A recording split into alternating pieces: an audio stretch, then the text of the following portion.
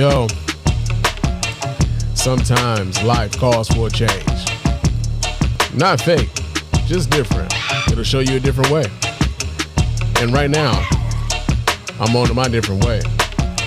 I can promise you this is the same Spann, but the reporting is over.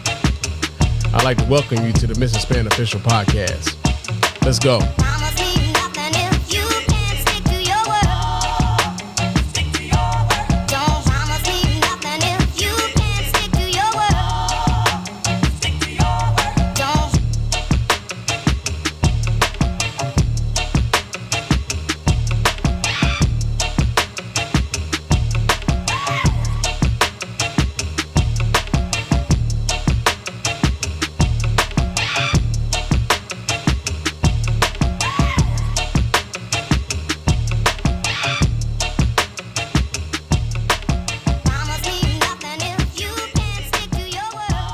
Yo, what's going on, everybody? Welcome to the Mr. Spann official podcast. I'm your host, Mr. Spann. This is episode number 36 of the show.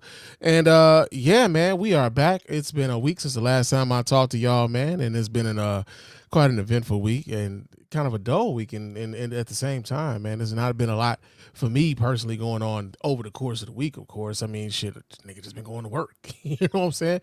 Going to work, trying to get that dollar and, you know, pay bills or whatever else. You know, the shit that, you know, they don't, you know, when you was growing up, you were like, man, I can't wait to be grown, man. I can't wait to go out here and do whatever the fuck I want to do, man. And then, you know, you got to pay the cost to be able to do that shit. And, yeah, man, it's been work, mostly work this week. So, unfortunately, like, you know, I mean, not unfortunately, we got some shit to talk about. We definitely got some shit to talk about. It's just unfortunately we got to talk about this one motherfucker tonight. And so we got that going on. But yeah, just a little bit of an update though. Like I think the last time I talked to y'all, I was celebrating my daughter's 21st birthday. Yeah, man, my baby girl is 21 years old now, and I talked to y'all about the fact that I was having some misgivings over the fact that my daughter wanted me up in the club with her while she celebrates 21. And yeah, man, we did that. We did that. I was in the club with my baby girl for her 21st birthday, but I didn't stay long. Right? I did not stay long. That was not something that here's the thing, right? So let me tell y'all something. I'm definitely, you know, of the age now where I would definitely be the old nigga in the club, right? Like the whole shit about everything about the club life was irking the fuck out of me, man. I swear to God, right? So she had a birthday party. It was at Club Blue in downtown Detroit, right? So, you know, I was trying to do this thing where I know my daughter's gonna try to be like fashionably late. You know, you don't want to be the first motherfucker to show up at the club, this, that, and other. I get it, right? So I asked, I said, well, what time do you think y'all were gonna show up at the club or whatever? She told me she was gonna try to get there around 10:30, right? I'm like, all right, cool. That's fine. That's reasonable. And so I did the show, right? I was here talking with y'all. I did the show or whatever, and then I didn't leave my house. Until 10:30, right? Because she said she was trying to be there at 10:30. I'm like, well, if she ain't trying to be there till 10:30, let me make sure her ass gonna be there, and then I show up and we do the little club thing, and then I can get to hurry up, get the fuck out of there, right? So I get down there, I get downtown, and I don't know what the hell else was going on. I don't know if the Red Wings had a game. I don't know if the Pistons had a game. I don't know if there was like some sort of show or anything like that going on. But it was a shit ton of folks downtown on this day, right? A whole bunch of white folks, you know, a whole bunch of folks downtown, right? So, normally I would try to park on the street, but there was absolutely no way in hell I was going to be able to park on the street because all the spots was taken, right?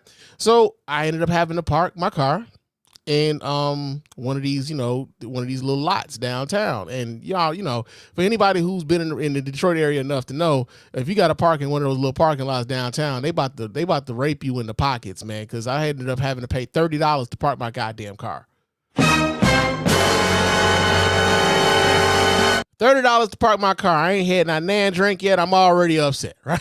So I parked my car or whatever, and so then I walk over there. It was kind of brisk and shit, and I was like, man, I really should have grabbed the fucking coat. I didn't grab my coat, but you know, it is what it is. And get to the get to the line. It wasn't much of a line there, but it was kind of weird because like there was a few young ladies that were trying to get into the club and they was in front of me in line or whatever. And then like the security guard comes to me and he's like, "Hey man, I need to see your ID." And I almost I was like, "Yo man, bless your heart, G, bless your heart," because I could have I swear to God, man, I was old enough to be this nigga's daddy, man. I swear to God. God damn. This dude was young as shit, but he patting motherfuckers down, letting them in the club and checking IDs and shit. I'm like, "Hey man, good looking. I mean, because I know I'm not like the youngest looking nigga in the world, but I ain't the oldest looking nigga in the world either." But he was like, "Yo, man, I need to see your ID." I know he's just doing his job, but yo, man, it made your boy feel good. So I was happy about that, right? So, all right, cool. He checked my ID. So, I had stopped before I got downtown. I went and I got cash. Because I don't normally really carry a lot of cash on me, man. Like, if a nigga try to rob me, he just practicing because you're not going to get shit up off of me. You might get the cars, but even the cars, that money can be redeemed. If you got cash on you, that shit just gone, right? So, I don't really carry a lot of cash, but I stopped and got cash because I knew I was going to probably have to park my car, have to pay cash for that. It was going to probably have to pay a cover charge to get in the club, right? So, go to the club. It's $20 to get in the club. So I'm out $50. I ain't did shit yet, right? I ain't did a motherfucking thing yet, but park my car and walk in this joint. I'm already out $50, right? So I'm like, But here's the rub. So because they took most of my cash for the parking, now I got to go to the ATM again so that I can, pay to get in this club, right? And so the young lady tells me it's $20 to get in, and I'm like, all right. I go over to this ATM that they got, but the ATM ain't got no motherfucking cash in it. Ain't got no cash. God damn! Ain't got no money. So I'm like, okay, so what the fuck do y'all do in a situation like this? Do I gotta walk out of this motherfucker and go find me an ATM so I can come back in this motherfucker and do the whole thing again, get patted down and the whole shit again? And they was like, well, you can cash app us. I'm like, all right, cool. I'll cash app you. That's fine. We can do the cash app or whatever. That's cool. So I do the cash app. She give me my ticket. I walk in there, and off top, I done forgot, that they have legalized marijuana here in Michigan or whatever. So like you can smoke your weed and shit in the club now. Before, like at most you couldn't even really smoke anything but like the hookahs and shit. But niggas is in there like they was sparking up their blunts or whatever in the club. So it's full of weed smoke in there, full of hookah smoke up in that motherfucker. The lights is dim and shit. And I noticed my daughter ain't got her ass in there yet. She ain't there. So I'm like, shit, she told me she was going to be here at 10:30. She ain't here at 10:30. I ain't leave my house till 10:30. Ain't nobody there yet. I don't know. I don't see not a motherfucker I know. So let me go ahead to this bar and go get me some drinks so I can, just kind of chill out, right? So I go to the bar, get myself a couple brews, and I get a double shot of the Crown Apple because they didn't have the peach, and they damn sure didn't have the blackberry. I've been looking for that shit. They didn't have that. So you had that going on. They didn't have any of that. So I'm doing my Crown Apple and the and two brews, and I'm nursing my drinks, right? But here's the thing. So there's this young lady that keeps walking past me. She walks past me like 4 or 5 times. And I think she's like a bottle girl. You know what I'm saying? But I see her and I'm looking at her and I'm like, yo, I know that girl from somewhere. I just don't know where I know her from, right? And it's this bottle girl. She got like the little lingerie shit on. Like the fishnet stockings and shit, booty kind of hanging out or whatever. I'm like, I know that girl from somewhere. I just don't know where I know her from. Still just nursing my drink and shit, So finally my daughter shows up, her mama, some of her mama's friends, and some of my daughter's friends, they show up, and, it's a whole thing. My daughter wanted to make an entrance, you know what I'm saying? And my daughter was looking nice, you know what I'm saying? She's a nice looking young girl. Like yo, it was her day. This is her 21st birthday. It's her time to turn up and that whole thing. I'm still just like, yo, man, I've been up in this motherfucker for a half hour and your ass wasn't here. So I was a little upset, but I'm like, nah, let me chill out. This ain't about you, Spann. It's about your baby girl. It ain't about you, Spann. It's about baby girl. So I'm like, all right, cool. Let me chill out. We over there, we kicking it or whatever. And she had like my daughter wanted to drink tequila, you know what I'm saying? And I wasn't really on the tequila, but I'm like, I'll let you drink your tequila, and I'll be drinking, my whiskey or whatever. And she, my daughter smokes weed. So her friends, they trying to spark up their weed or whatever. And so here's the thing though, that young lady that kept walking up and down the bottle girl that I was talking to y'all about just a second ago. Come to find out, the reason why I know this young lady is because she was my daughter's friend from back in the day when they used to cheerlead for the little pal team when they was like 7 or 8 years old. Wait, that's wrong.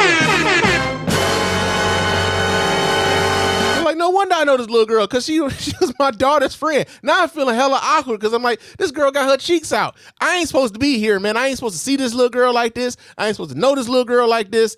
I'm feeling awkward, man. I'm feeling awkward. And I know I posted on I posted on Facebook and on Instagram that picture of Ronnie from Power raising Cana. I'm like, this is me up in the club for my daughter's 21st birthday. Real talk, that's kind of how I felt. I kind of felt like that, like, yo, man, I'm just not supposed to be here. I'm not supposed to be here. Look at this shit going on all around me. I ain't supposed to be here. And I'm watching, shit go on. I'm like, man, this is how we was when we was 21, being silly and shit, right? So yeah, that was going on. But more than anything, I was happy that my daughter was happy and that like she wanted to, kick it with her old man at the club for a hot second, you know what I'm saying? Cause most kids, they not really trying to kick it with their parents like that. You know what I'm saying? So I did think it was kind of dope that she even wanted me to be there for that. But I was at the same time, I was just like, nah, man, you ain't going to be able to turn up the way you want to turn up with Pop standing, standing there. Like, you're not going to be able to do it. Like, it's going to feel strange. It's going to feel strange for you. It's going to feel strange for me. So, I got the fuck out of there. You know what I'm saying? Her mama got the fuck out of there with her group of friends, and I got the fuck out of there, and it was just me. And then I brought my behind on home, man. It was like, yo, man, I realize now why, again, I don't go to the club no more. That's a young people's game. I am not about that life no more. I catch me at a lounge, you know what I'm saying? Maybe a blues club or some shit like that. You might catch me there, man, but you're not going to catch me just up in the club, man. There's something about being the old nigga in the club, and I felt like the old nigga in the club, man. But that's what happened after I got off of the microphone with you guys last week, man. I went and I spent that bit of time with my daughter and celebrated her for her 21st year of life here on Earth, man. So that was an experience, man, real talk. But before I go any further, because I haven't even introduced the show, I told y'all the business of the show, really. I got to remind you guys how to get in touch with us over here at the Mr. Spann Official Podcast and let your voice be heard, man. You can go ahead and hit up that hotline at area code 313-288-0485. That's area code 313-288-0485. Leave those voicemail messages. Of course, those messages will get played here and responded to here live on the show. If you're calling us live while we're doing the show live right now on Twitter, Facebook, and YouTube. So if you're watching us on any of those platforms, you can go ahead and hit up that hotline and chop it up with us live here. Area code 313-288-0485. You can also email us here at feedback@thespanreport.com. That's feedback@thespanreport.com. Go there, email us, and those emails will get read here live on the show. We appreciate everybody who does that. It's another way to get your voice heard. And that's another way to get in touch with us here. Follow me on Threads and Instagram. My name on both of those platforms is Mr._Spann. So go ahead, follow me there, chop it up with your man Spann throughout the week. Also, leave us a 5-star review on iTunes and or Spotify. Those 5-star reviews are the ones that get right here live on the show. We appreciate everybody who goes about the business of doing that. Doesn't cost you a dime, just a couple minutes of your time to let everybody know why you're rocking with us over here at the Mr. Spann Official Podcast and the Spann Report Podcast Network in its entirety, right? Also, if you're catching us on YouTube, man, leave us a comment on our YouTube videos, right? Those YouTube videos, some of those comments will get highlighted. Some of those comments will get replied to here live on the show. So if you're feeling a way about something that I said here on the microphone, go ahead and let us know what you feel about what I said here on this microphone. So you can do that on YouTube, Spotify, iTunes, Threads, Instagram, Facebook. It's a whole bunch of different ways, right? Also, you can go to our website at www.thespanreport.com. You can go there and cop yourself some merch from our store, man. We got t-shirts, we've got hoodies, we've got athletic shirts. We're going to stop trying to call them white beaters. Our athletic tees. We have coffee mugs. We got mouse pads. We got the whole joints over there, man. So for those of you who would like to support us in that way, man, we really appreciate everybody who does that, right? And also, you can vote in polls and leave comments on our Spotify page, right? So if you're listening to us via Spotify, you can vote in the polls. You can leave us comments on what you think about what we said here on the show, and it's another way for you to get in contact with us and let your voice be heard here on the Mr. Spann Official Podcast and the Spann Report Podcast Network in its entirety, right? And because we just mentioned some of those Spotify polls and comments, let me go over here and check to see what our feedback is like. And our last episode, we were talking about Monique, right? We spent a lot of that episode talking about Monique and the things that she was going through with her son, Shalon Jackson, I believe his name was.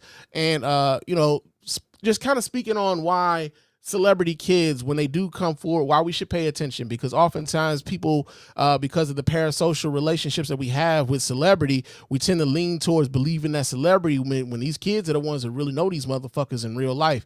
Oftentimes we are taking the side of a nigga we don't know, and oftentimes like it's based upon just the art that they produced and how that art made us feel, not because of the people that they are, right? But we were talking about how, the question was, how do you feel about Monique's son coming out publicly about their issues? And there was one comment here.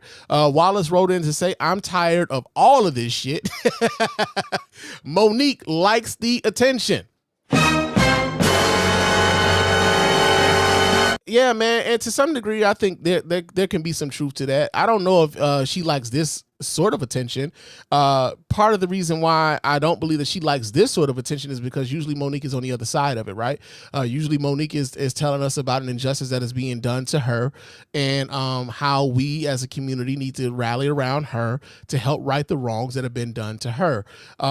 But the flip side of that is like now we have her son coming forward to say that, she's wronged me, and suddenly, we need to like ignore what he's supposedly saying. And she's even joking about this on, publicly. And I know the job of a comedian is to like kind of take some of their life stories and make jokes of them. But I just think some of what she said about him after he came out, and especially after, like I said, with the commentary that I had last week about Sydney having much more to say about the situation than Monique did concerning her very own son, I just thought that was just kind of off-putting. But yeah, man, like, I don't know if she likes this attention. I think she likes attention. I don't know if she likes this particular attention. But thank you, Wallace, for writing in, man. Appreciate hearing from you. And also, we had a poll set up last week, and being in the club for your kid's 21st birthday. Are you going? And this one split right down the motherfucking middle. Well, actually, not really. Most of you motherfuckers said, nah, y'all ain't going. Nah, y'all ain't going. Damn! Because I gave y'all so many different options. It was like, nah, hell nah, yeah, hell yeah, day party or YOLO. And the results was nah and hell nah. So most of y'all ain't going to the club with y'all babies, man. But I guess, like I said, I just thought it was dope that she wanted her daddy to be there. You know what I'm saying? So I went and I supported my baby girl for a minute, and then I just got the fuck up out of there. But I appreciate you guys for voting in the polls, man. Real talk. And man, so let's get into some of these stories, man. I know, like I said, we got it's a bunch of Trump shit, but we're gonna get into some of this other stuff before we dive into the bullshit that Trump got going on this last week or so. Let's see. We're gonna talk about this here a bit. So the Chicago Bulls, man, some former Chicago Bulls, Scottie Pippen, Horace Grant, and Luke Longley have decided that they are going to go on tour and tell their side of the Last Dance story, because they didn't like how they were portrayed in the docuseries, man. This nigga was clearly lying. That is how they felt. That is how they felt about their portrayal in the Last Dance. At least that's how they feel about Michael Jordan's portrayal of them in the Last Dance, namely Horace Grant and Scottie Pippen. Luke Longley was not in the series. Now I know he did his own series in Australia, and Michael Jordan made an appearance in that, and I believe he apologized to Luke Longley for Luke Longley not appearing in the Last Dance. So I'm not sure what his commentary in this particular tour is going to be. But we read this story here. This comes out of Yahoo.com. It says that Scottie Pippen is bringing his beef with Michael Jordan to an international audience. 3 members of the Chicago Bulls from the 1990s announced that they were going on tour to discuss their side of the Last Dance documentary. Pippen, Horace Grant, and Luke Longley partnered with Australia's National Basketball League to share an in-depth first-hand account of Michael Jordan's championship dynasty. It's going to be a no bullshit tour, Grant said. The tour, titled No Bull, will begin February 23rd in Tasmania before heading to Melbourne and Sydney. Pippen served as Jordan's right-hand man for all 6 championship runs. And Grant was a Bulls big man from the 1987 to 1994, while Longley joined the team in 1994 for the second three-peat. It appears that the trio won't be holding back as they share behind-the-scenes insight from the Bulls dynasty days. Now, I wonder if they're going to like be showing like footage from The Last Dance, like showing some of that footage and then like trying to debunk what we saw from The Last Dance. I wonder if that's like the kind of approach they're going to take from it. It said The Last Dance premiered on ESPN in 2020 to universal acclaim, though some of Jordan's teammates weren't thrilled with how certain aspects of the era was portrayed. Pippen in particular has made it clear in recent years that he and Jordan no longer get along, while Grant took exception to Jordan's false claim that he leaked information to Sam Smith when he wrote the Jordan rules. Now, that's another thing too. So I can remember years ago, before The Last Dance came out, even before the second three-peat, before the first three-peat was even completed, that was the narrative around Horace Grant, was that when the book Jordan Rules came out, that the author of that book, his source within the team was Horace Grant. That was what the narrative was back in 93. So here we are in 2024, nearly 30 years later, and this dude is still mad about like the fact that like, yo, this is how people felt about you. And here's the other part that I think is interesting about, you know, them coming out with this tour and everything else. Of course, like y'all could, as a Bulls fan, y'all could take my word, you know, for a grain of salt. I get it, right? But I kind of feel like, you know, because both Horace Grant sat down for interviews for this documentary, Scottie Pippen sat down for interviews for this documentary. Some of the things that they talked about during those interviews had you know, like there was direct commentary on the things that we saw in the documentary, right? So the whole thing about Scottie Pippen not going into that game, going back into that game when he knew he wasn't going to get the last shot, the whole thing about Horace Grant being the source of the, you know, the information that Sam Smith was getting when he was writing The Last Dance. I mean, the Jordan rules. Like, these were things that they talked about during their interviews during the documentary. So the question that I would have is like, when they were asking you about this shit during the documentary, couldn't you have said, I don't want to talk about this shit? Or why is that, you know, relevant to what we're talking about for this show? If you didn't agree with what that portrayal could have been like, or what that narrative could possibly be like, could you have just said, I don't want to talk about that, and not giving them anything, right? Then there's another part that I think that there was complaints about these guys and that they didn't get paid. Could you not just say, well, y'all not paying me, so I'm not talking? All right. Now, you know, again, like there's the catch-22 of like, well, you don't say anything and then they just frame it however they want.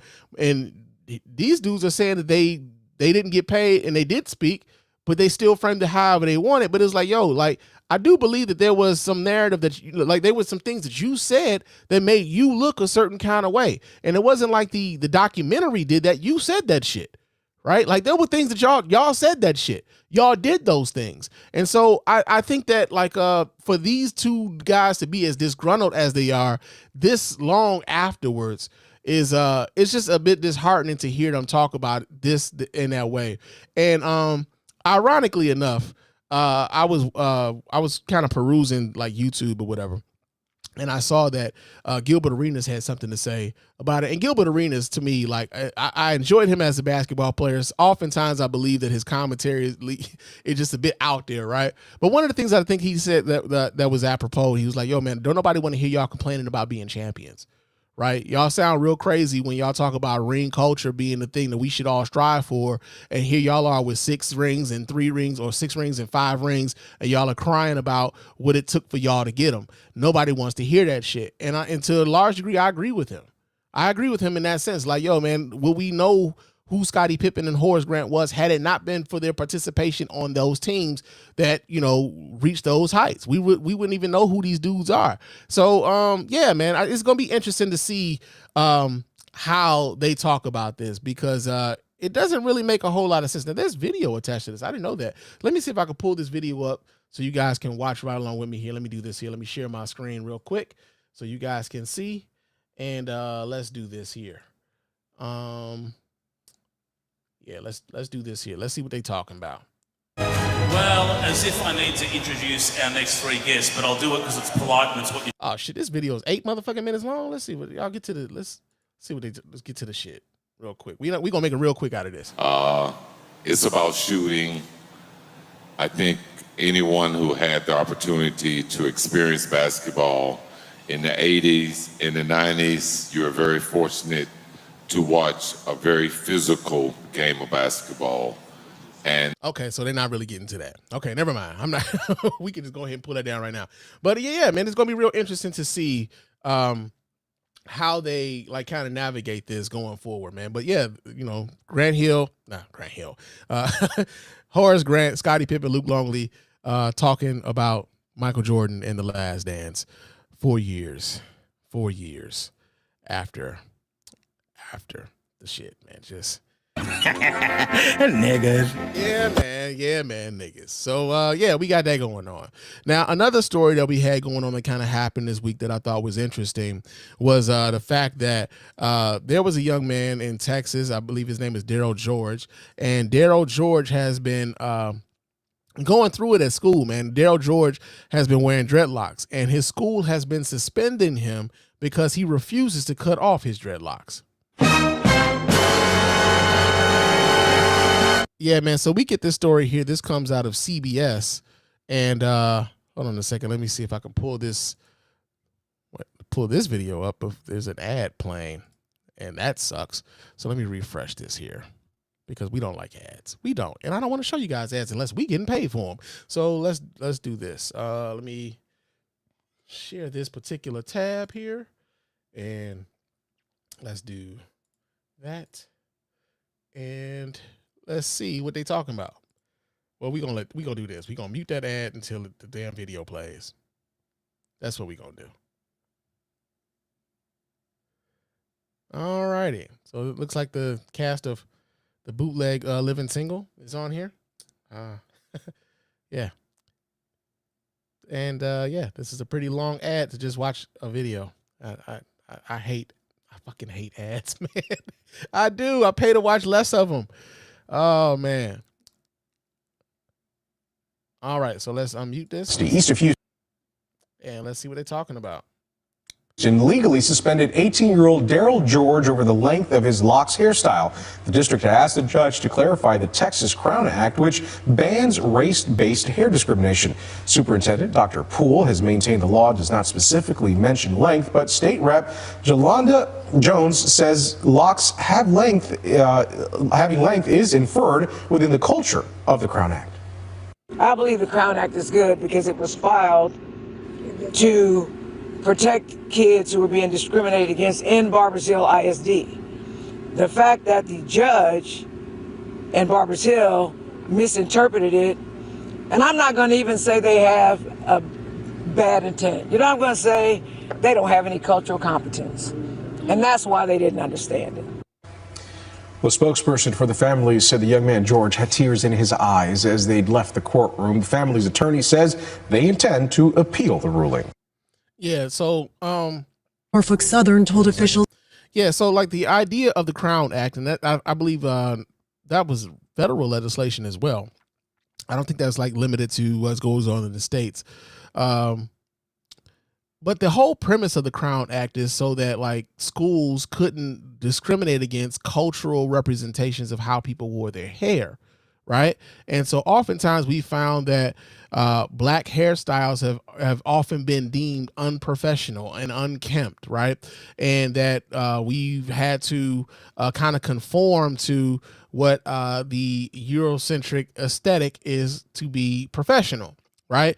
And so what the Crown Act was supposed to combat was the fact that like, yo, man, if I can wear my hair in a cultural relevant style and not be discriminated against because of it. And so the fact that this school is saying that like, yeah, you can't have your hair, I believe they said you couldn't have your hair past your shoulder blades. And like, I get that there is a thing as far as long hair on males, long, stringy, or whatever, and they think that it is unkempt. However, if this young man is keeping his hair braided up in the way in which he did, he's keeping his hair in a neat style, despite the fact that it's lengthy, but it's also part of his culture in order to be able to wear his dreadlocks. I do think that it's a bit it's fucked up. Let's just say it's fucked up that they've just pretty much disregarded the Crown Act in terms of this kid being suspended from school. The other part that I think is interesting about this is that y'all think it's more important to keep this kid out of school because he won't cut his hair? I mean, there could be there's a whole bunch of different things that you can suspend a kid for school for. This kid likes to fight. This kid likes to disrupt class. This kid doesn't do the work. This kid is having some behavioral issues, things of that nature. But to kick a kid out of school because they refuse to cut their hair in a length that you think is deemed acceptable, I think that's I think it's I think it is a misappropriation or a misapplication of authority on a child who's basically just trying to go to school and be themselves, man. And the fact that his parents have had to go through court in order to try to just get them back into school because the school district keeps allowing him to be suspended because he refuses to cut off something that is culturally relevant to him. I just think it's a disservice, man, and it's a shame that he has to go through this. Again, now a lot of folks would have been like, "Man, I'd just cut them goddamn dreads off and go to school and then grow them back up again." But you shouldn't have to do that. That's the whole point of having that law in the first damn place. You should not have to do that. And the fact that we even have to have a Crown Act in place anyway speaks to the need of we shouldn't have to do these things. So, yeah, man. Shout out to Daryl George, but also, man, keep your head up, young man. Hopefully, the appeal that they come across next will rectify this situation. I just hope that young man is able to like really kind of focus in on school. I know it's been difficult for him and whatnot with all the distractions going on about his hair, but I really do hope that young man is able to kind of keep his focus and keep his grades right, and not let that be a thing that they kind of throw at him as well, right? So you got that going on. But yeah, Texas judge rules the Crown Act was not violated because they kept suspending this kid from school, right? So we got that going on. Now, another story that we got here going on, and this is where we start getting into the bullshit, y'all. My apologies, but this is where we get into some of the bullshit, right? So, Donald Trump, man, we talked about this last week. He released some shoes, and he was booed at SneakerCon last week, right? I believe he was at SneakerCon in Philadelphia, and there was plenty of boos of him while he was there. Now, I tried to play that video last week, and I was getting a lot of buffering and whatnot, but he was getting booed out of that motherfucker, man. I think that was probably one of the few times where Donald Trump went to go speak to a crowd of people, and he did not have, a room full of sycophants who were just like, ready to like lick his dirty drawers and shit, right? But he released these shoes, and the Trump supporters over at Fox News really did believe that his release of these shoes made Donald Trump have inroads with the black community. And when they say the black community, I'm wondering if these just in the back of their mind, they just niggas. Just in the back of their mind, that's how much they think of us, right? So I'm gonna pull this video up because you guys have got to see this shit. But let's see. Wait a minute. Let's take that down. Let's exit that one. And I'm going to do this one. Yeah, this is the one we want. So, yeah, let's see what the fuck the people over at Fox News are saying about Donald Trump and his golden shoes. Let's see what they're talking about here. There was a big win for Trump this weekend, hours after he launched his new sneaker line in a surprise visit to SneakerCon in Philadelphia. The gold Never Surrender high tops officially sold out. No word yet on if the They call them the Never Surrenders. We call them the Insurrection 45s or the J6s. You know what I'm saying? I've seen a lot of people calling them the J6s. I'm calling them the Insurrection 45s. Limited supply of $399 kicks will be restocked. Jason, you're a fashionable guy. Will you be getting yourself some Trump's? Also, here's the other thing too, right? Because they really are pumping this up. They're like, yo, Donald Trump sold out on these shoes. Like the Donald Trump golden shoes sold out. That's big news. He sold out of them. Y'all were laughing at him, but he sold out. Here's the rub. They never told you niggas how many pairs of shoes he actually had in stock. Nigga, I know false scarcity when I see it. He might have had 7 pairs of shoes in stock, and 7 motherfuckers bought them, and they was all a part of his campaign. And then they had that one goofy motherfucker who paid $9,000. They had $9,000 on some goddamn shoes, man. Like just because they was Trump shoes at that. Like, come on, man. Like just.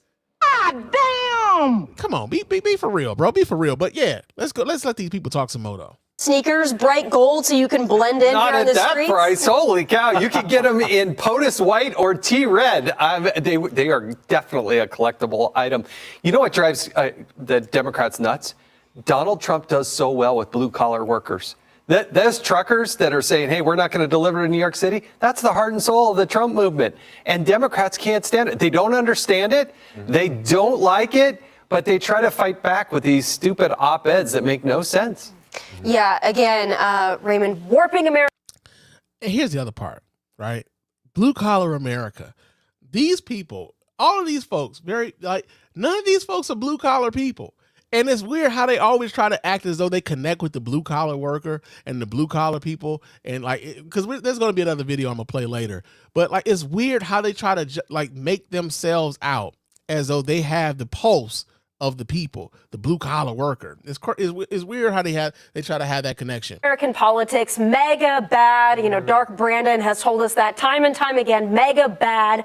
But do you think this is actually pushing Trump supporters to be more enthusiastic in their support when they're constantly called deplorable, mega, radicalized, you name it? David French's piece in the New York Times, frankly, is a little cuckoo. I mean, he talks about these MAGA threats and how it's unraveling society. I've got a couple of people I'd like David French to talk to, Justice Kavanaugh, Amy Coney Barrett, and pro-lifers who had their clinics firebombed in the last year.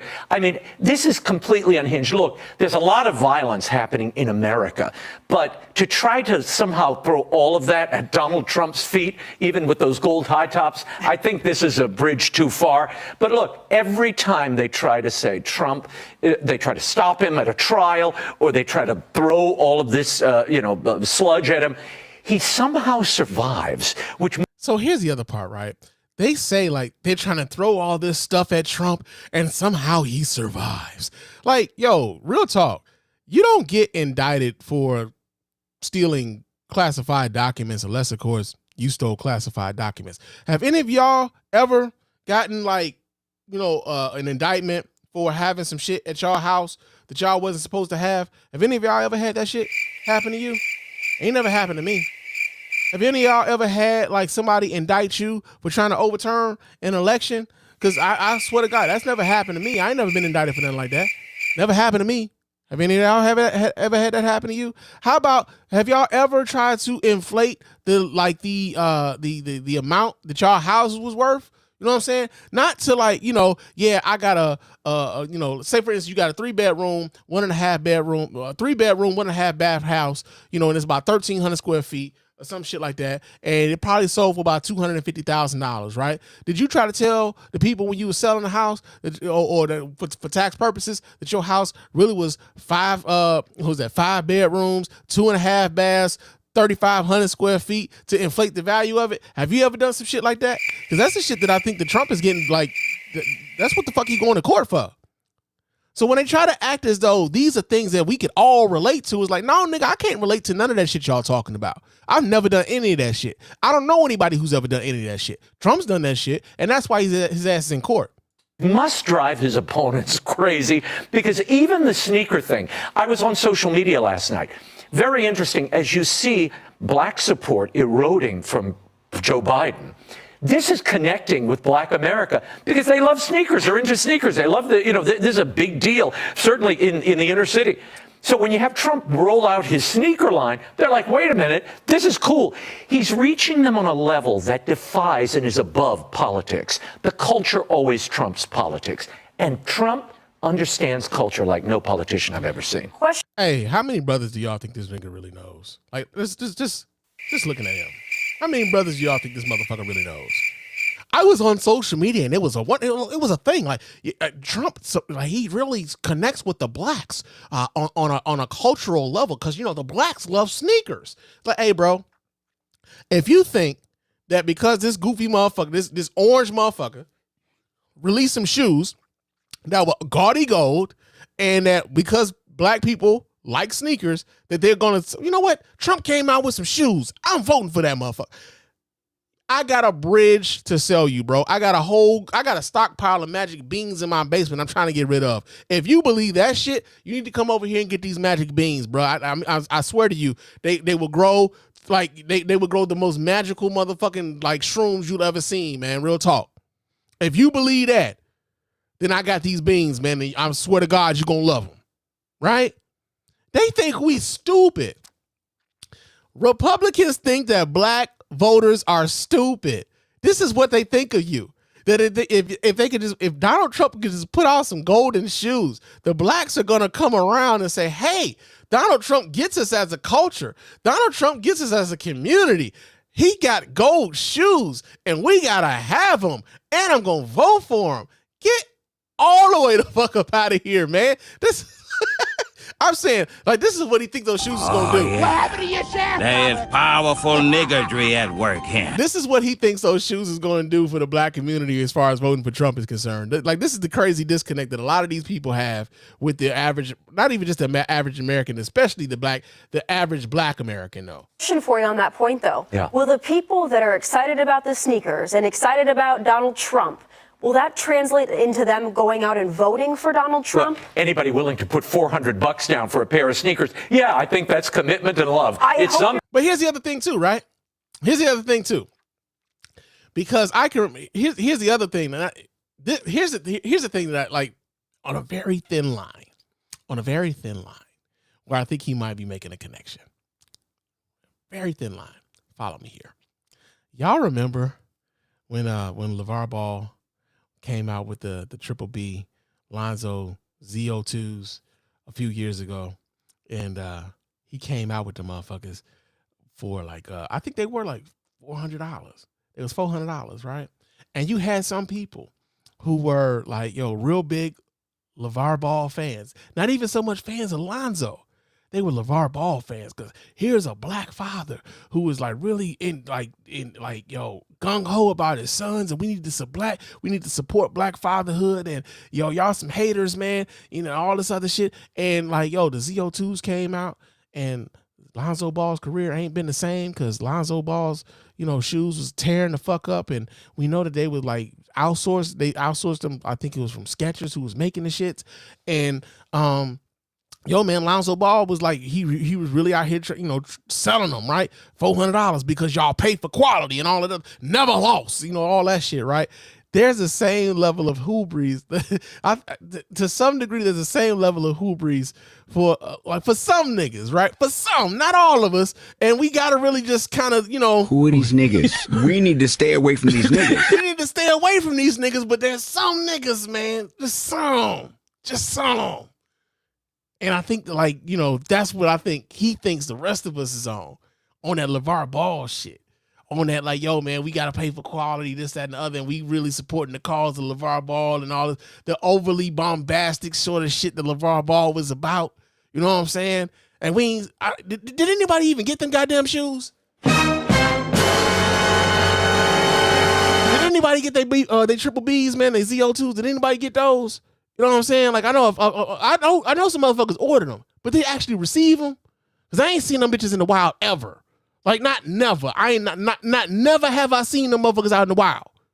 So did anybody get them? And that's kind of how I feel about what's going on with this Trump shit, right? I ain't gonna see them bitches in the wild. It ain't gonna be a whole bunch of those shoes made. So long as a few of these, like I said, they probably only made like 7. I said 7, maybe 700.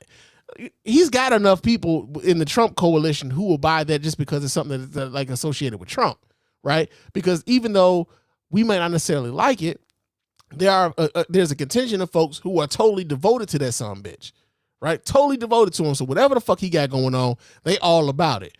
And despite the fact that this might just be a ploy to kind of help this nigga pay this $500 million legal bill he got, some people are just completely fine with helping him pay that shit. But the fact that these people think that like black voters as a group, as a block, are going to vote for Donald Trump because he came out with these shoes is actually fucking laughable. Right. It's something. It's affection on some level.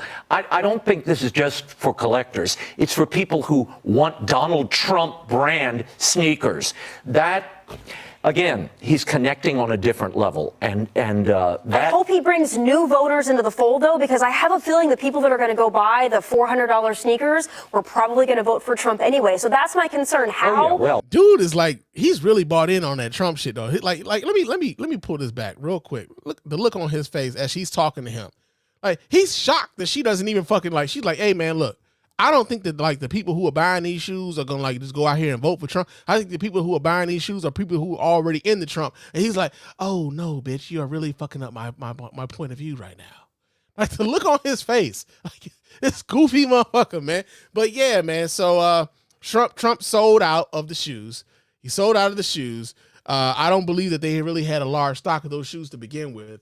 But the fact that they are using that.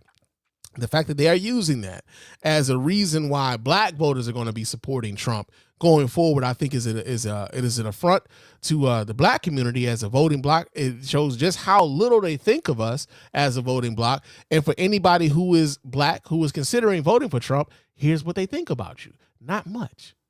Not fucking much, man. So you got that going on. Now, another story that we got here going on. Let me pull this down. Let me pull that down. And we got another story here. This actually has to do with the fact that Donald Trump was actually a poll was done on who were the better presidents of the United States. Donald Trump was voted the worst president of all time. God damn! Yeah, man, of all fucking times, man, of all fucking times. So let me see if I have that video here. Ah, yes, I do have the video. And let's see if we can play that. And it looks like I'm using an ad blocker. Yes, because I am using an ad blocker because I hate ads, y'all. I hate ads. But let's see what they're talking about here on I think this is Mediaite. So let me pull this up so you guys can watch right along with your man Spann. Hold on just a second while I pull this up. And not that. Let's share my screen. Let's do that. Yeah. All right. And boom. Let's see what they are talking about over there at Fox again, because they love them some Trump over there at Fox. Let's see what they're talking about. A new ranking, and I'm going to add, in my view, a highly questionable ranking of presidents, is turning heads after Biden came in higher than both Donald Trump and Ronald Reagan in his wildest dreams.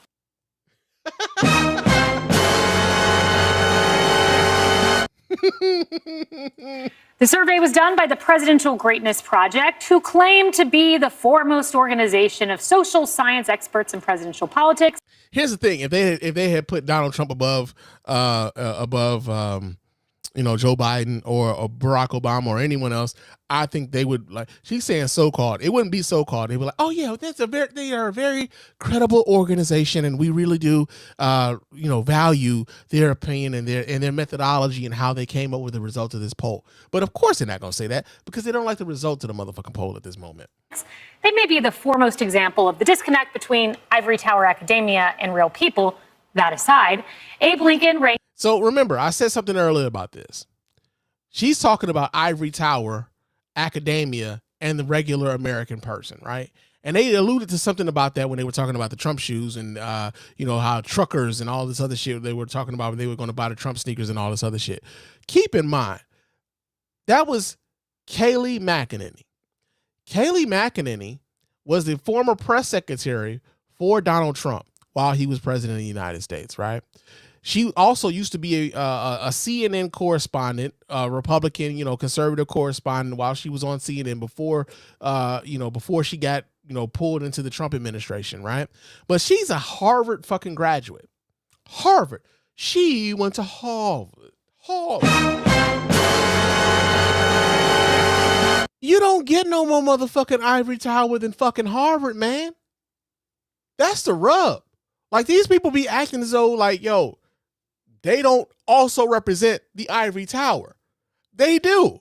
They don't represent the average everyday motherfucking dude, blue collar worker and all this stuff. These are some highly educated motherfuckers. Now, the weird thing is they will tell you that these institutions are liberal bastions and that, we should do away with these institutions and everything else. But they also went to these institutions and got these highfalutin ass degrees from these institutions, and they are using those credentials from those institutions to be in positions to where she can be the White House press secretary. She can have an anchor job on Fox News after being a part of that administration, where she can have the network that allows for her to even be in this space is because she's associated with that sort of institution. So the idea that they can act as though they're not a part of the ivory tower is the richest shit in the world. They think y'all fucking stupid. They think we stupid. And I say this all the time, man. When these people get to talking, you better listen to them. But also pay attention to everything going on with these motherfuckers. They think you stupid. Real talk. Ranked first. Okay, fair. Then comes Obama at 7th, and Biden came in 14th, actually beating Ronald Reagan, who came in 6th. Oh, so we buffering again. God damn it, Comcast. God damn it, Comcast. Because y'all do, I swear to God, hey, we got to get a Comcast, sponsorship or something. Because, I feel like Comcast be like, yo, they be, on my shit because, I be talking shit about them while we doing the show. But, come on, bro. Come on, man. Play the goddamn video. Real talk. Seriously? We're doing this now? This is what we're doing?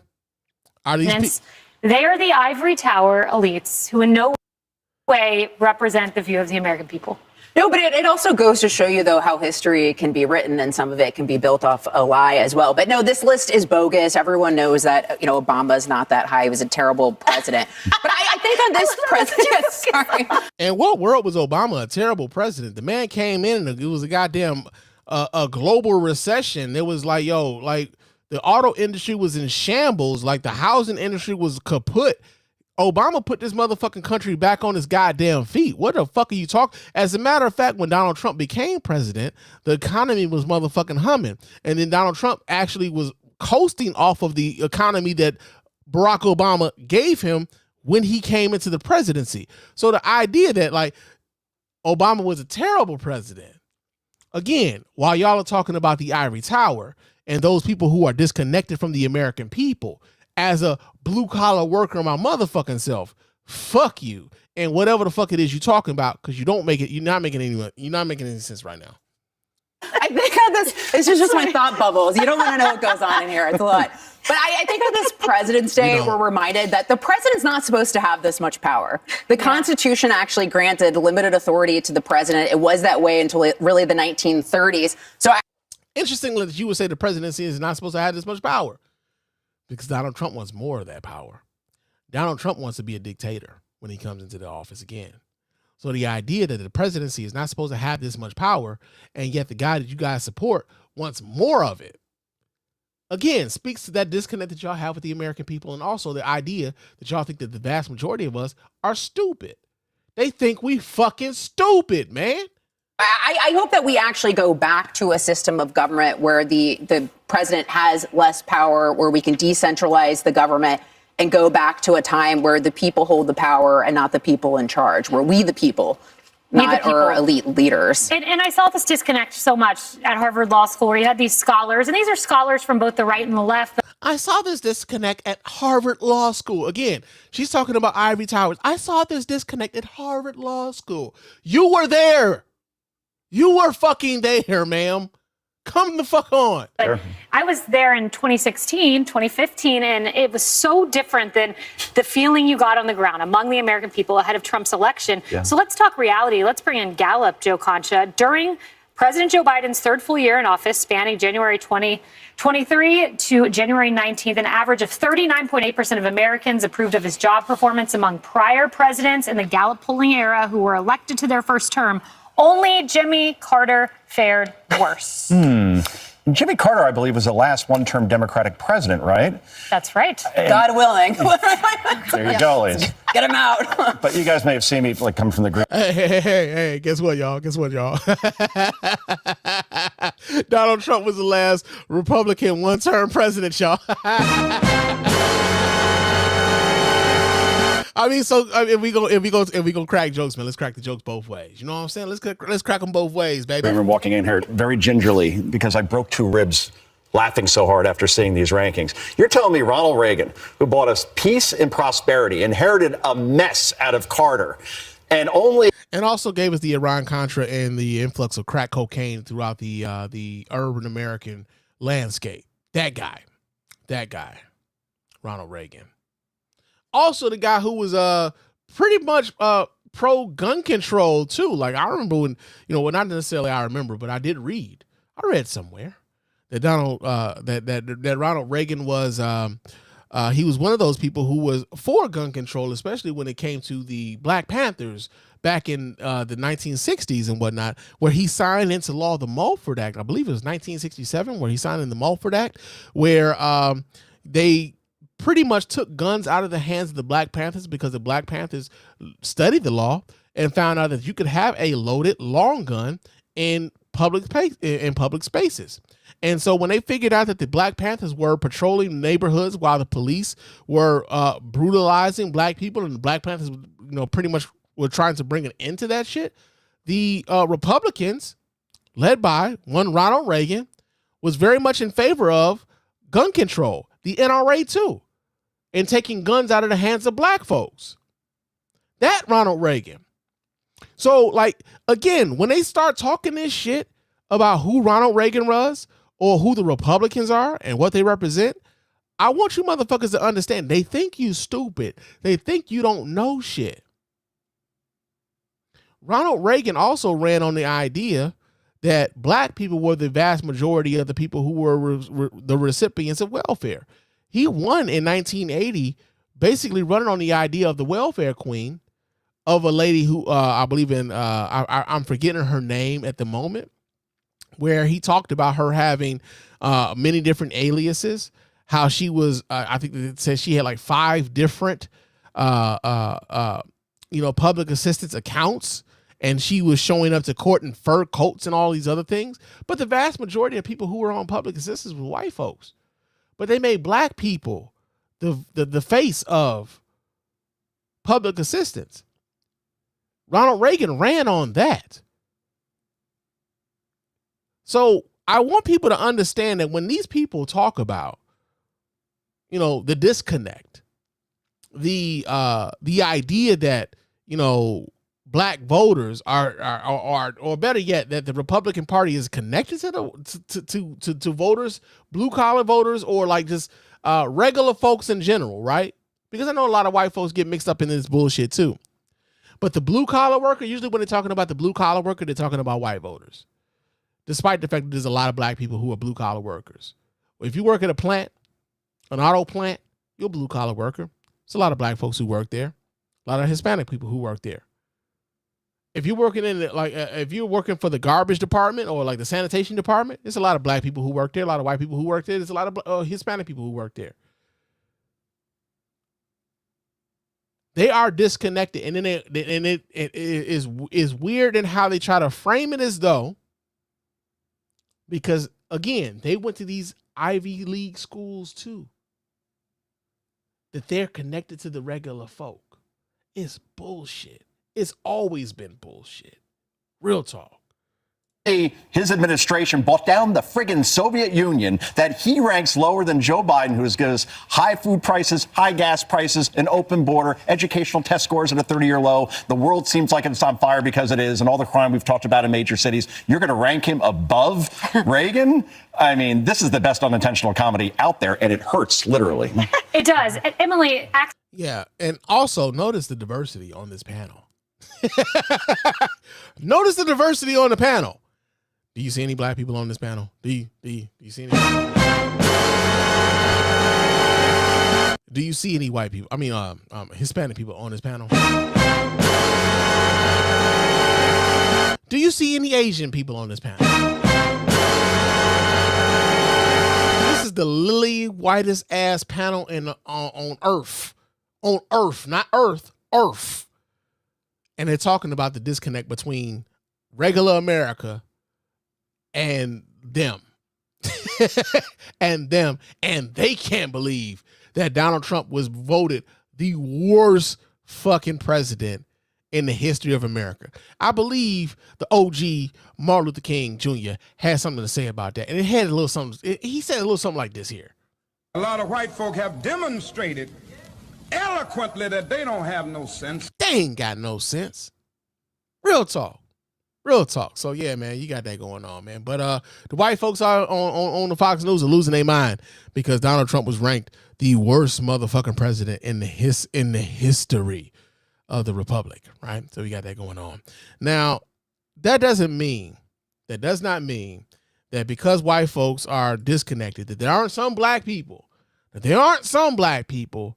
who are just as stupid as they believe us to be, right? There are some who are just as stupid as they believe us to be. And oftentimes, I need us to understand that some of these niggas, you know, it's not so much, it's the old adage that all skin folk ain't kin folk. And when you see these niggas, you got to understand these niggas when you see these niggas, right? And also, we got to stay away from them. As my man. Who are these niggas? We need to stay away from these niggas. We need to stay away from these niggas, man. Real talk. Real talk. Because they, oftentimes, they sometimes say, That's the dumbest thing I've ever heard in my life. There's no wonder you get D's and everything.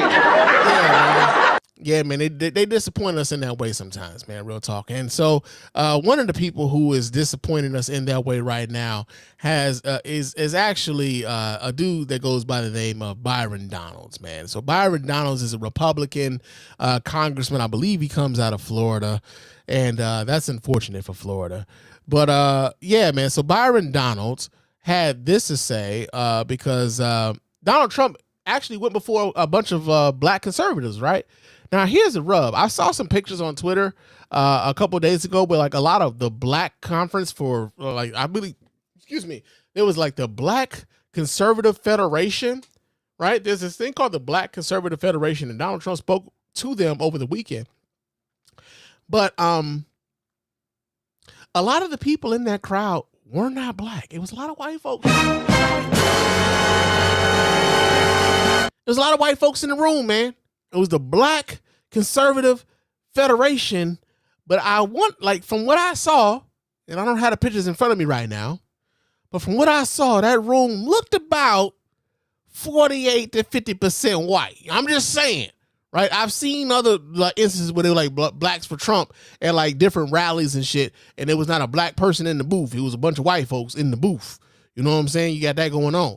But Byron Donalds went on Meet the Press to talk about why or how Donald Trump is connecting with black voters, right? And Donald Trump spoke in front of this supposedly mostly black audience at the Black Conservative Federation luncheon or whatever the fuck they call this shit. And this is what Byron Donalds had to say. So let me pull this up so you guys can watch right along with your boy. And let's see what this nigga is talking about, because it doesn't really make a whole lot of sense. But you know, they don't never make a whole lot of sense. So let me see. Let's see what he's talking about here as he talks to Kristen Welker from Meet the Press. Let's see what they're talking about. Donald Trump at a group of black conservatives. He made a number of headline-making comments, including this one. Take a look. I got indicted a second time and a third time and a fourth time. And a lot of people said that that's why the black people like me, because they have been hurt so badly and discriminated against. And they actually viewed me as I'm being discriminated against. Nigga, nobody is seeing you as being discriminated against. Like, nigga, not nobody. Oh, better yet, I'm sorry. He really said that shit in a room full of black people, that the black people are looking at him as though he is a victim of the legal system because he is being indicted for, let's say, overthrowing them or trying to overthrow a motherfucking election, for stealing documents in another case, for overvaluing the products of his properties and devaluing it when it came to tax implications. Like, he's thinking that black people, because some of us have had issues with the law, that we connect with him on the sense of persecution from the legal system. Hey man, we ain't getting in trouble for shit like that. That's not what we get in trouble for shit for. Like, that's not what we do. But let's listen more to what these motherfuckers got to say. Congressman, it sounds like Donald Trump was implying that he can win black voters because they get indicted all the time, too. Is that what he was saying? Well, I think it's in part of that. That's part of it, Kristen. Look, it was a great night Friday night in Columbia, South Carolina. The president was really just enjoying himself. It was a great celebration for black conservatives. This nigga was clearly lying. Clearly.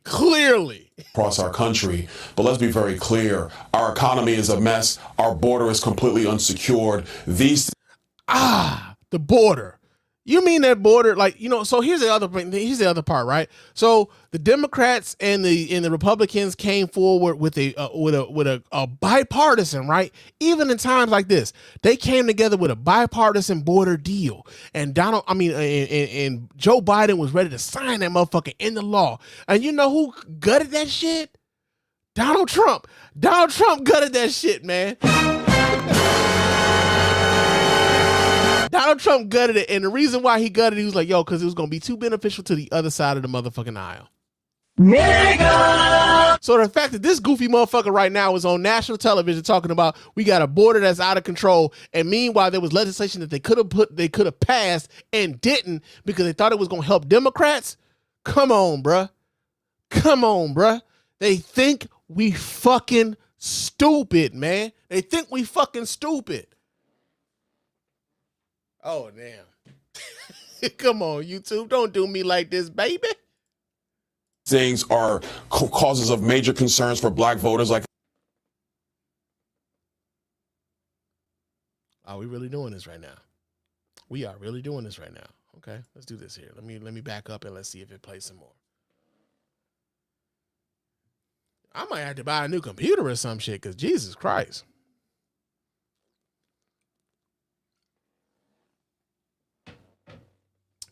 Are we really not gonna play it though? Are we really gonna do this? Like right at this moment? We're not gonna play it. Let's see. Let me see if I can back up some. And or let's refresh. And on Friday, you introduced Donald Trump at a group of black conservatives.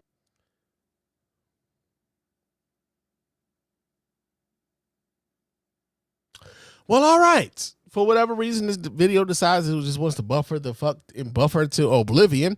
And yeah, that fucking sucks, especially considering some of this is already loaded. Y'all can see this. It's fucking already loaded, but it will just refuses to fucking play. I don't get that. I don't get that at all. But yeah, man, Byron Donalds is out here doing his best motherfucking coon job, man. Real talk. He's doing his best job.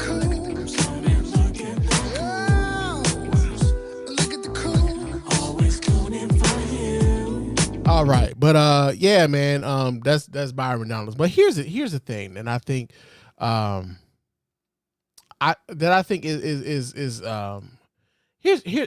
me pull this down. Because we're not using this anymore. Apparently, this shit just does not. The president was really just enjoying himself. It was a great celebration for black conservatives across our country. But let's be very clear. Our economy is a mess. Our border is completely unsecured. These things are causes of major concerns for black voters, like it is for every voter in our country. But then when you layer on the fact that, yes, this is political persecution from the Department of Justice and from radical DAs throughout our country, this is something similar that black people had to deal with the justice system themselves. And so their look of it is real simple. Well, dang, if the government's going after him with foolishness, he can't be that bad, especially considering the fact that Joe Biden is terrible at his job. That is this, you know what? I think is as much as I, don't like this motherfucker, and as much as we all know that he turned out to be a royal piece of shit, he was on to something when he said this shit. That's the dumbest thing I've ever heard in my life. No wonder you get D's and everything. That's the dumbest shit I ever heard in my life. For anybody who's been paying attention to anything that's going on politically, that's the dumbest shit I've ever heard in my life. Congressman, let's just be clear. All 4 indictments against former President Trump were brought by grand juries. There is no evidence that the indictments are political in nature. But let me stick to the question here. Let me get you to respond to Biden campaign co-chair and former Congressman Cedric Richmond, who said this about his comments. Donald Trump claiming that Black Americans will support him because of his criminal charges is insulting. It's moronic. And it's just plain racist. How do you respond to that charge that it's just plain racist? What I would say is that Cedric is trying to play politics and use racial politics even now as we get into the general election. That's one. Number two, like I said at the top, the number one reason why minority voters in our country want to support Donald Trump is because he did the job of president. He did a great job as president. Our country was secure. The economy was great. These are all things that Donald Trump talked about Friday night. He also did talk about the indictments. What Americans don't want to see, especially Black Americans and anybody else, they don't want to see a politicized Justice Department. They don't want to see a two-tier system of justice. They want justice to be followed. All right, that's enough of that because I'll be a monkey's bare-assed uncle. That's the dumbest shit I've ever heard. Real talk. The fact that like you believe that Black Americans are looking at Donald Trump as a victim of the Justice Department as opposed to someone who is actually having some consequences finally being meted out on him is the dumbest shit I've ever heard about. Like real talk. And I'm gonna get back into this whole idea, right? So, and it's not even so much Donald Trump. It's not even so much Donald Trump. This goes back into a larger discussion about what we believe as Americans, what we believe as people, and how people view Black people, but Black voters in particular, right? There was a post on Facebook a few days ago that absolutely had nothing to do with politics, man. Had nothing to do with politics. I was on some Detroit, I'm in a few groups on Facebook. Had absolutely nothing to do with politics, and yet somehow, some way, politics became a thing in this particular post, right? And this was what made me aware, not even so much aware, because I'm always aware of this sort of stuff. I'm woke, right? I'm woke. But one of the things that made me aware of this is that we are definitely in an election year because the racist and the trolls are out in full force on all of your social media platforms at the moment. And they are pumping out tons of misinformation, disinformation, and everything else, right? And one of the things I thought was interesting was I ended up in this back and forth with someone who asserted that Black people would be foolish to vote for racist Democrats because racist Democrats have been racist, for the longest, right? Like, why are y'all voting for Democrats when, Abraham Lincoln freed the slaves? And unfortunately, some people, because unfortunately, some people aren't educated enough to know there's a reason why Black people no longer vote Republican, right? The thing that offends me the most is the idea that Black people vote Democratic out of some sort of loyalty to the Democratic Party. Black people vote Democratic out of political expediency. Because at least when it comes to the Democratic Party, you're going to have someone who actually listens to your concerns, right? They actually listen to some of the things that you want done. They might not necessarily get everything that you want done, but they're going to listen to you. They're going to listen to you. So, unfortunately, diabetes runs, it is a pretty common malady in the Black community.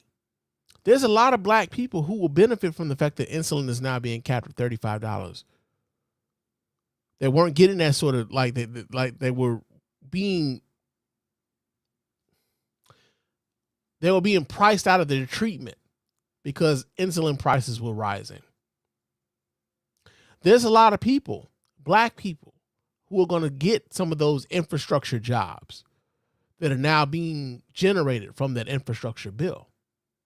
There's a lot of black people who are going to benefit from that student loan forgiveness that has been happening.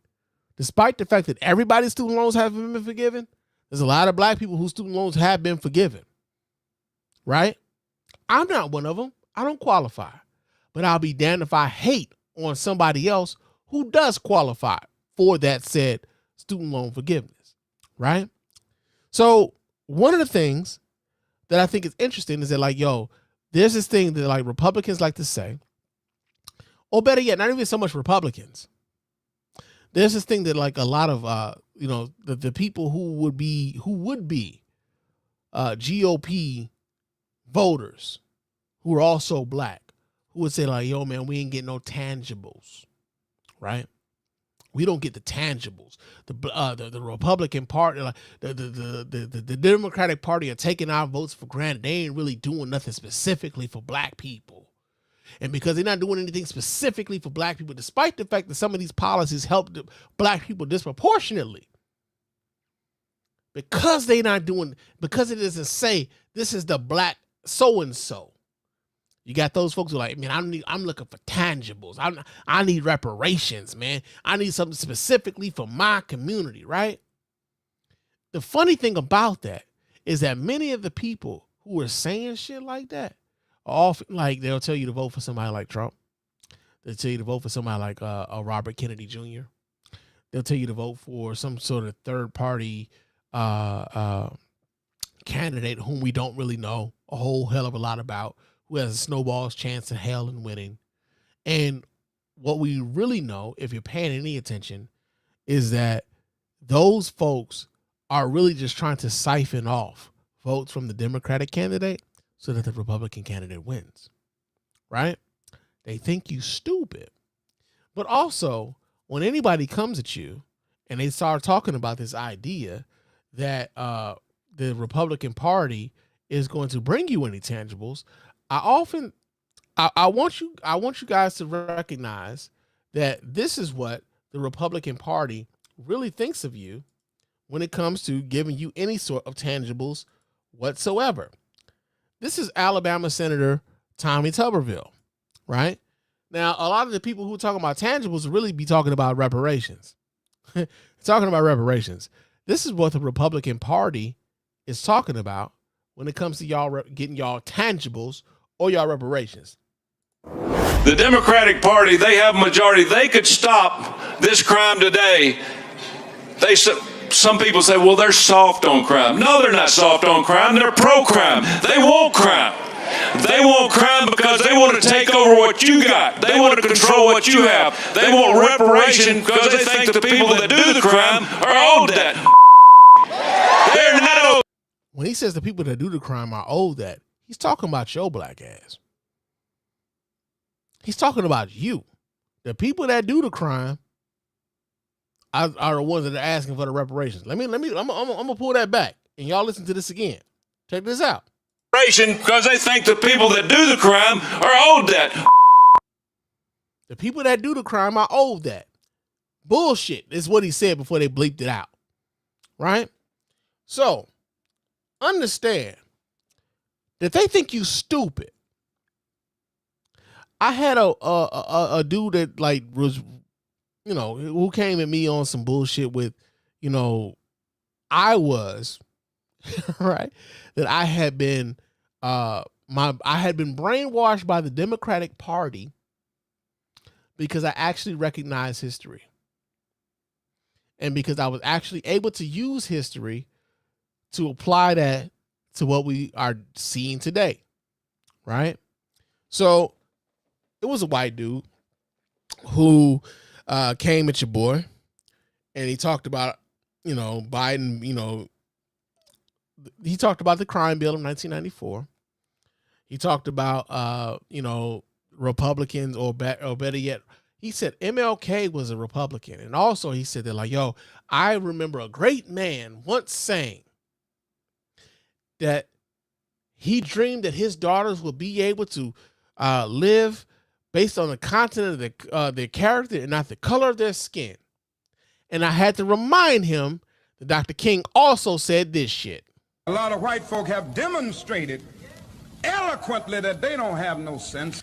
Because Dr. King was much more than that one motherfucking quote from that one motherfucking speech that y'all didn't listen to. Much more than that. And I'm tired of white conservatives, especially in Black History Month, coming at black people talking about the content of the skin, not the color, the content of the character, not the color of their skin. Have you ever listened to anything other than that from King? Ever?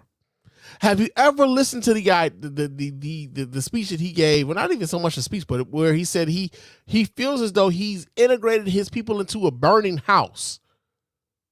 Have you ever listened to King say that? And despite all of that, have you ever come to grips with the fact that, like, yo, despite as peaceful as King was and the nonviolence that King preached, that it was a white man with a rifle who shot King to death. That at the time that Dr. King was killed, he had a disapproval rating in America at 75%. There was a Harris poll in 1968. Dr. King had a negative approval in America at 75%. The white folks hated him because he was actually like tearing down some of the privileges that they had. There were some black folks who were upset with King because he wasn't as militant as they wanted him to be. But at the time of King's death, he had a 75% disapproval rating in the Harris poll.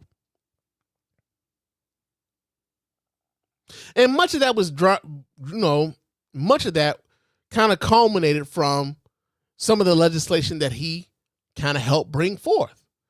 We got the Voting Rights Act. We got the Fair Housing Act. We got the Civil Rights Act. White folks were very resentful of that. Very resentful. So much so that when Lyndon Baines Johnson, LBJ, passed the Civil Rights Act of 1960, I believe it was 1964, 65. When he passed that, he said, and I quote, "I believe we may have just lost the South for a generation." Now, why would Lyndon Baines Johnson, a Democrat, be worried about losing a region of the country to Republicans for passing legislation that benefited black folks? Why would he be worried about that? So when there are white folks who were talking about how they can't believe that black people are voting for the Democratic Party, is not because we have any sort of allegiance to the Democratic Party. We understand that the Democratic Party is politically expedient for us to get the shit that we need done. Not that we have an allegiance to them. They at least listen to us. They don't say shit like this that Tommy Tuberville said when it came to addressing our fucking issues. When it came to talking about, like, yo, they come to get what you got. That's bullshit. The people who are doing the crime want what you got. This is what Tommy... They want to control what you have. They want reparation because they think the people that do the crime are owed that. This is what they think about you. They think you fucking stupid.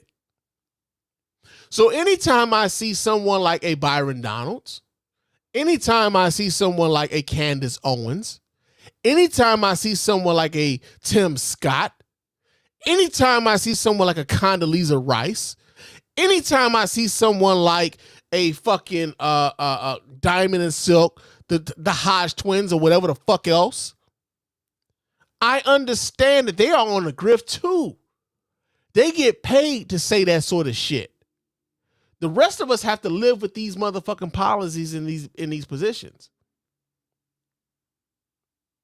They think we fucking stupid.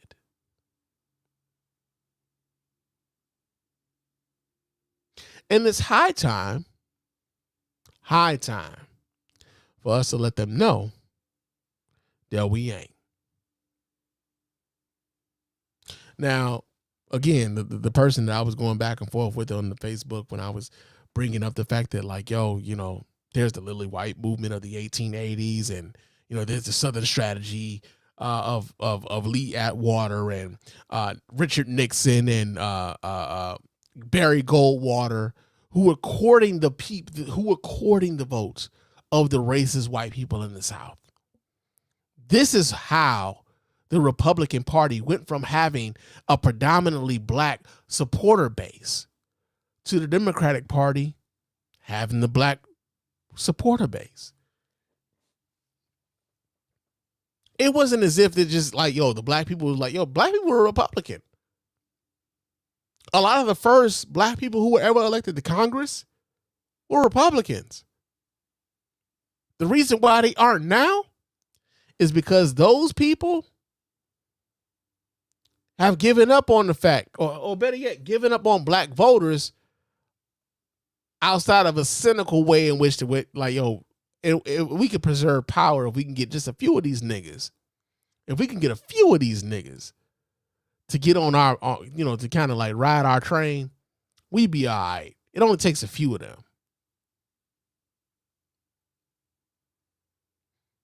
But they think we stupid. And if I can leave anybody with any who's listening to the sound of my voice right now with any sort of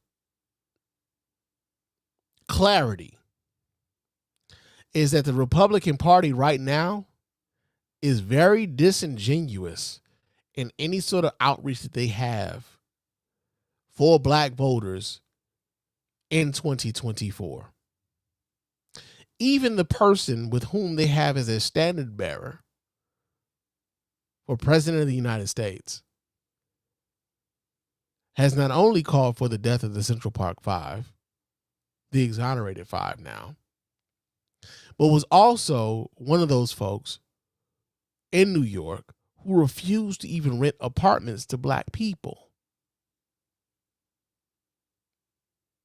Refused to even rent an apartment to black folks. He and his father were sued by the Justice Department because of it. They don't think you are a smart person. Right? They think you are a stupid motherfucker. And Donald Trump has gone on record to say he loves the poorly educated, right? He loves the poorly educated. Believe him when he says that shit. Believe him. So yeah, man. Like I said, I actually am surprised by how long this particular episode has lasted. I didn't think I was going to be on the mic this long tonight. But yeah, man, I do think that you know, maybe I you know, because of like we supposed to get some rain this week, so I might be able to get back on the mic this week. But yeah, man, I just want people to be I want people to understand. They think you are not bright, especially black people. They don't think we are fucking politically astute enough to realize the bullshit that they are trying to pull in front of us. They do not believe that you are smart enough to understand that they do not believe in you as a fucking voter or as a human being.